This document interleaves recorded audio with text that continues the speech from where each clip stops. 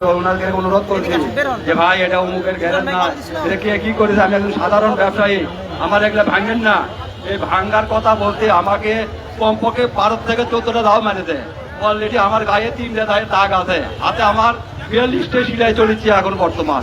ওনারা কোনো কথাই শোনেনি। আমার প্রায় 4 থেকে 5 লক্ষ টাকার সম্পত্তি নষ্ট করেছে এবং আমার পাশে আরো 3টা দোকান ছিল, সেই দোকানগুলোও মনে করেন এমন ভাবে লুট করেছে, মানে কি বলবো আর।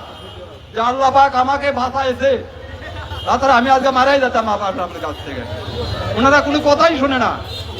আমার গ্যারেজে কিছুই নাই, সব কিছু লুটপাট করে নিয়ে গেছে। আমার বসার দোকানে চেয়ারটা শুধু নিয়ে গেছে, আপনারা ভিডিও ফুটেতে দেখবেন, ওই চেয়ারটা আমার। ওনারা কোনো কথা হয়নি। আমি চাই অপরাধীর বিচার হোক, কিন্তু ও সাধারণ লোক কেন এগুলো হয়রানির মধ্যে যাবে? যে অপরাধীদের বিচার হোক।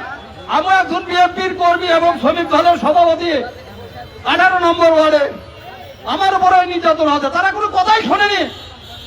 আমি কার উপরে করেছি? আমি একাই ছিলাম। আল্লাহ পাক আপনাকে মনে হয় দোয়াতে আমাকে বেঁচে রাখতে মারে যেতাম। যদি হাতটা আলাদা না করতাম তাহলে হাতটা বন্ধ রাখতাম। আপনাদের মাঝে এখন বক্তব্য রাখবেন বগুড়া শহর স্বেচ্ছা মানববন্ধনের সভাপতি হোসেন আলী ভাই, বগুড়া শহর স্বেচ্ছাসেবক দলের সাধারণ সম্পাদক। বিসমিল্লাহির রহমানির রহিম।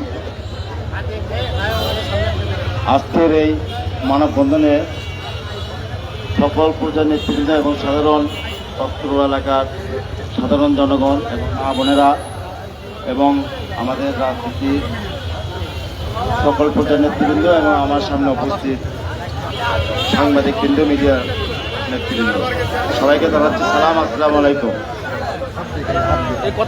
আপনারা জানেন যে গত কয়েকদিন আগে এই শানদার কর্তৃক দ্বারা আমাদের নেতা বগুড়া শহর স্বেচ্ছাসেবক দলের সম্মানিত সভাপতি দামিনী হাসান শাওন এবং আমাদের যুবদল নেতা বগুড়া জেলা যুবদল নেতা সিনিয়র সহসভাপতি আতর রহমান শম্ভু এবং আমার শহর স্বেচ্ছাসেবক দলের নেতা রাহুল সহ জেলা স্বেচ্ছাসেবক দলের নেতা আপেল সহ আরও অনেক নেতৃবৃন্দের নামে ষড়যন্ত্রমূলক একটি মিথ্যা মামলা দেওয়া হয়েছে। আপনারা জানেন বগুড়া আমাদের প্রধানমন্ত্রী জনাব তারেক রহমানের বগুড়া। এখানে যখন আমাদের এ সকল নেতৃবৃন্দের নামে মামলা হয়, এটা আমাদের জন্য লজ্জাজনক। কারণ আমরা রাজনীতি করি মানুষের সেবা দেওয়ার জন্য, মানুষকে এবং দেশের জন্য। সেই জায়গায় যদি এই পর্যায়ে নেতৃবৃন্দের নামে মামলা হয়, তখন আমাদের আর মান সম্মান বলতে কোনো কিছু থাকে না। আর